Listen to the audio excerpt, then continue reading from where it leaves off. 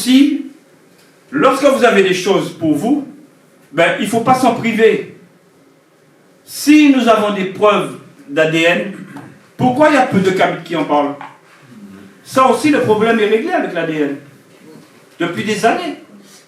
Ils ont fait des analyses, et ça, DNA trad, c'est pas des nègres. Parce qu'il y en a qui veulent avoir le passeport blanc pour exister. Et puis, comme disait Chicontadi, la vérité sonne blanche. Ah ben, DNA trad, c'est pas des nègres. Ce sont des généticiens blancs. Mais de bonne foi. Mais de bonne foi. Mais de bonne foi. Heureusement qu'il y en a. Heureusement qu'il y en a, parce que sinon, le combat serait perdu pour les nègres qui sont à côté de nous et puis qui font comme des macaques. Parce qu'il faut que ce soit un blanc qui fasse pour que ce soit bon. C'est comme ça, mon Dieu. On a atomisé notre cerveau. Bon, donc, quand ils ont sorti les choses, quelques années après,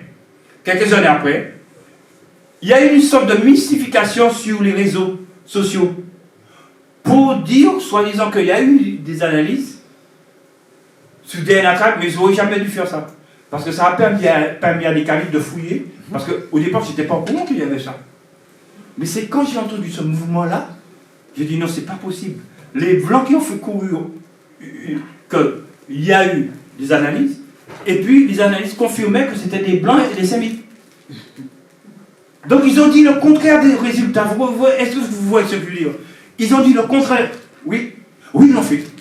Ils l'ont fait. Pourquoi ils peuvent le faire? Non, pourquoi ils peuvent le faire? Parce que c'est comme je te disais tout à l'heure, c'est pas la qualité qui compte. Quand tu fais le buzz du machin, tu te fais machin, il y a les moutons qui suivent. C'est-à-dire que ce n'est pas tout le monde qui a cette qualité de faire des recherches. Surtout quand c'est un blanc qui le dit.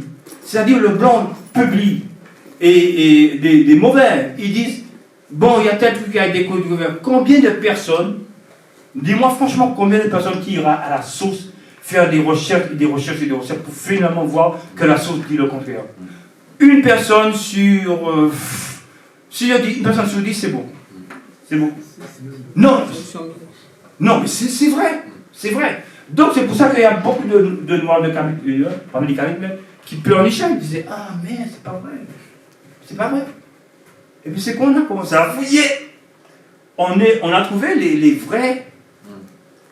La source. C'était difficile à trouver au départ. Parce que c'est pas avec des moteurs, des machins, il fallait modifier de façon à ce que tu ne puisses pas retourner à la source. C'est pas des blagues. De façon à ce que tu ne puisses pas avoir les documents. Ça a été une bataille pour retrouver les documents. Donc, ils ont procédé comment?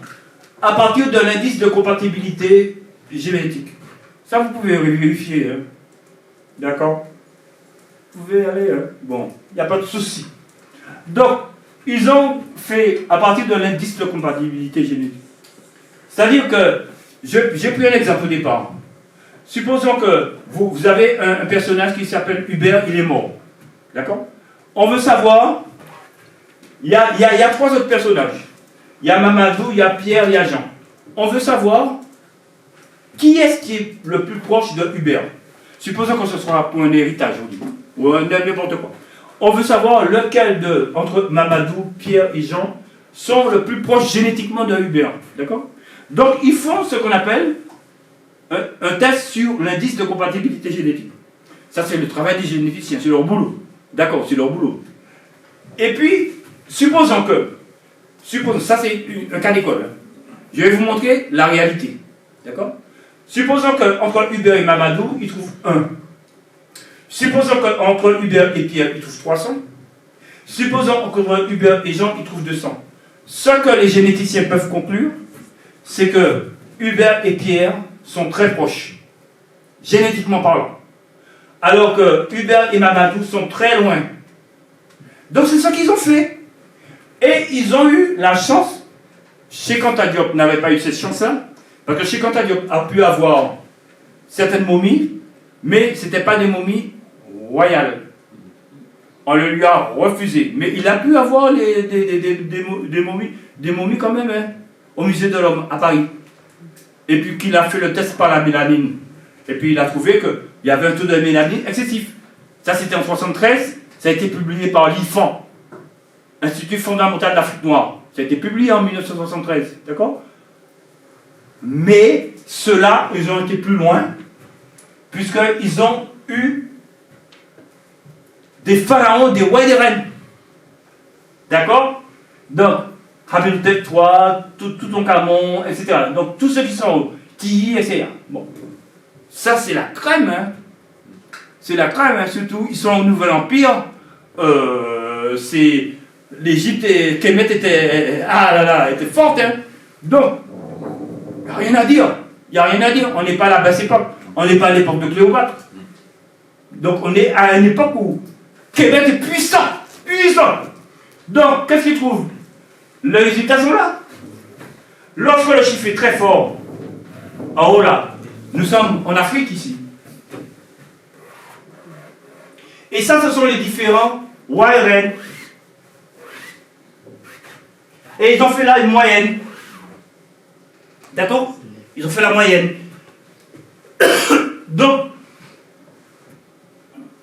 ils ont trouvé les Sud-Africains, les Africains des Grands Lacs, les Africains de l'Ouest, les Africains de la Corne de l'Afrique, etc. Ils sont en haut. Et puis, tout en bas, ben, vous avez les Méditerranéens, etc., les Sémites. D'accord? Bon. Non, mais ça parle de soi-même, quoi. Qu'est-ce que tu veux d'autre?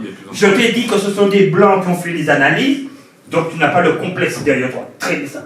Parce que je te dis que ce sont des Blancs qui ont fait. D'accord, il est soulagé. Après, c'est des soulages. Bon, c'est des Blancs qui ont fait. Bon, d'accord. Et puis je t'ai dit, non, mais je me moque de ces gens-là. Je me moque d'eux, parce qu'ils existent. C'est eux qui nous traînent comme des boulets, comme les Ouattara, les... Bon, donc, ils ont refait les analyses, ils avaient fait, donc c'était en 2012, d'accord? Ils ont refait les analyses en 2013, concernant, notamment, le pharaon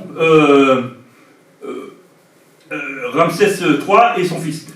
Parce que les gens, les bourricots là, les ânes là, surtout par les nègres, ils auraient dit, oui, mais peut-être il y a eu contamination, etc. Bon, manque de chaud pour toi. Ils ont refait les études l'année d'après. Ils ont trouvé pareil. Pareil. D'accord? Bon, maintenant, ils ont été plus loin. Ils ont été plus loin. Ils ont dit, bon, maintenant qu'on a vu que c'était des nègres, nous voudrions savoir si les Égyptiens ici d'aujourd'hui ont quand même un petit rapport avec Kemet. Non, mais c'était des vicieux! Non, mais c'était des vices là! Mais c'est pour ça que j'ai dit à quelqu'un, quand j'étais au cours de l'étude, j'ai dit, tu es sûr que dans cette équipe-là, il n'y a pas des nègres là? Non, tu es sûr qu'il n'y a pas des nègres? Non! C'est pas des nègres qui se sont peints en blanc? Non, non, non. Je dis, merde, c'est pas possible! Ils avaient bu un truc ou quoi? Non? C'était des Russes alors, peut-être des gens de Poutine. Mais non, non, c'est des Américains, non. Non, non, non, pas du tout. C'est pas possible ça.